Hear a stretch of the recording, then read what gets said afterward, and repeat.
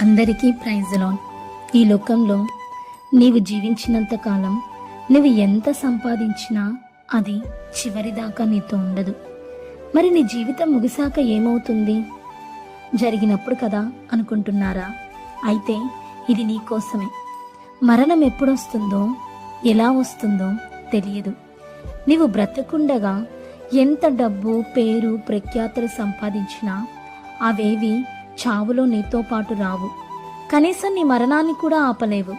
మరణం తర్వాత ఏం జరుగుతుంది, నీ ఆత్మ పరిస్థితి ఏమవుతుందో కూడా అవి నీకు తెలియజేయలేవు. ప్రాణం నీ దేహాన్ని విడిచిన తర్వాత జరగబోయే దేన్ని నువ్వు ఆపలేవు. ఒక్క క్షణం ఆలోచించు. నీతో ఉన్న ఏ బంధం కూడా నీ మరణాన్ని ఆపలేదు. నీవు బ్రతుకున్నప్పుడు చేసిన నీ క్రియలను బట్టి నీ గమ్యస్థానం నిర్ణయించబడుతుంది. నువ్వు